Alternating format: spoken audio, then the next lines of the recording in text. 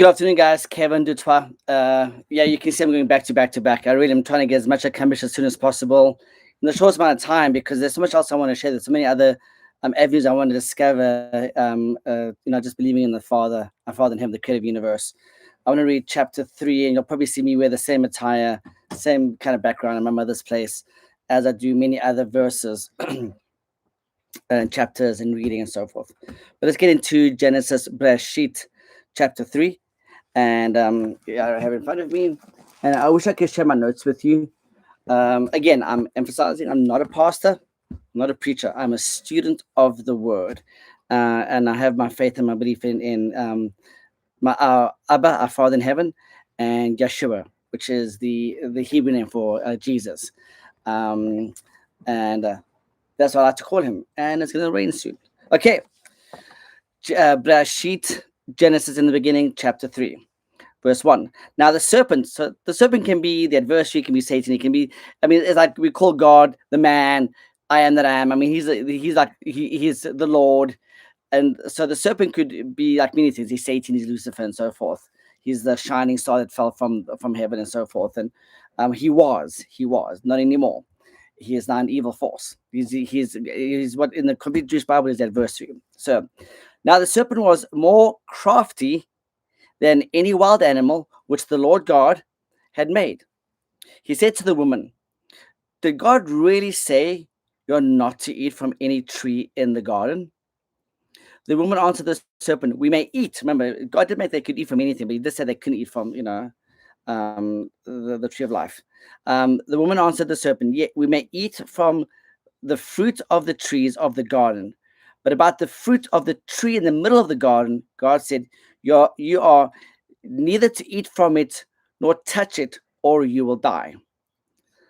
In verse 4, the serpent said to the woman, is it not true that you will surely die? It's like, it's kind of like a contradiction, right? Because God knows that on the day you eat from it, your eyes will be opened and you'll be like God, knowing good and evil. When the woman saw that the tree was good for food, that it had a pleasant appearance, and that the tree was desirable for making one wise, seeking that ultimate wisdom, she took some of its fruit and ate. She also gave some of it to her husband. So he must have been right there. They must have been conversing with the serpent, with the adversary, the deceiver, who was with her. Also, there was right there. Sorry, it was with her, and he ate. So I apologize. There's right there. I've studied this. I've got some memory. My mind has mapped this. Then the eyes of both of them were opened, like, an epiphany, revelation. And they realized that they were naked. Okay. So they sewed fig leaves together to make themselves loincloth. Now, my interpretation, again, don't judge, go do your own research. You got the Bible, you got the word. There's so many resources online that you got Google and YouTube and Bible apps and so forth. They were naked. Okay, I understand nakedness, but I want to go a step further. They didn't have skin, and I digress. Let me get there. But they actually didn't have skin, so they realized that they were exposed. Their internals were exposed. So that's why they made fig leaves together as loin cloths, for their private parts. They heard the voice of the Lord God walking in the garden at the time of the evening breeze. So the man and his wife hid themselves from the presence of the Lord God among the trees in the garden. Lord God called the man, where are you? He answered, I heard your voice in the garden, and I was afraid because I was naked, so I hid myself.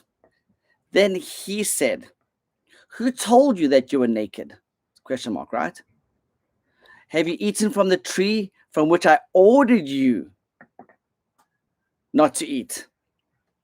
The man replied, the woman, I love this, throw the woman under the bus. The woman you gave to be with me, she gave me fruit from the tree. That's wonderful. Throw her under the bus. And I ate. Lord God said to the woman, what is this you have done? You've broken, it's like a commandment. You've broken the law. Like I said, no. The woman answered, the serpent tricked me, So 8. I mean, we keep throwing away under the bus here, but it was the serpent that deceived her, the deceiver, the adversary. Lord God said to the serpent, because you have done this, oh, this is crazy, you are cursed. So that's why we don't use curse words, right? You are cursed more than all livestock and wild animals. You will crawl on your belly and eat dust as long as you live. Live. How long does he live? Interesting here. I'll put animosity between you and the woman, and between you and your descendants and her descendants. He will bruise your head, will stand on the serpent's head. And you'll bruise his heel so that he can bite. He can bite.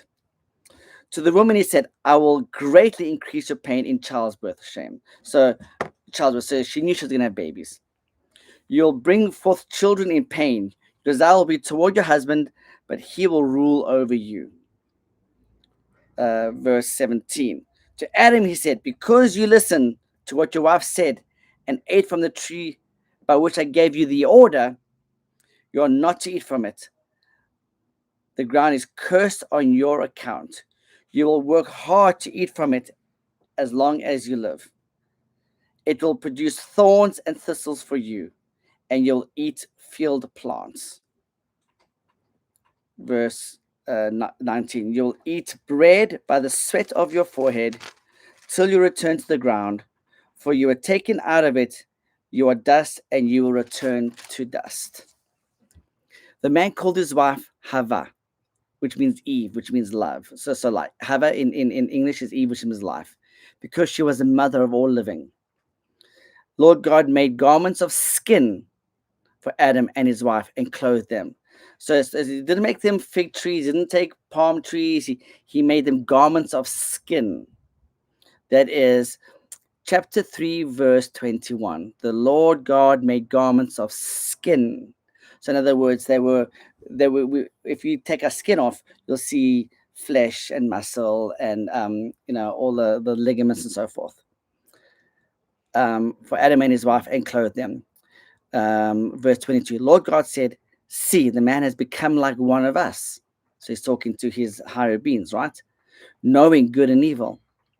Now, to prevent his putting out his hand and taking also from the tree of life, eating and living forever, therefore the Lord God sent him out of the Garden of Eden to cultivate the land from which he was taken. So he drove the man out, and he placed at the east of the Garden of Eden the cherubim, so like great warrior angels, and a flaming sword which turned in every direction to guard the way of the tree of life. Wow. So he the cherubim. So he on the east of he placed cherubim with the flaming sword. Sounds like a movie called Never Ending Story, where those huge angels with their swords, right? Interesting. It's all in the word.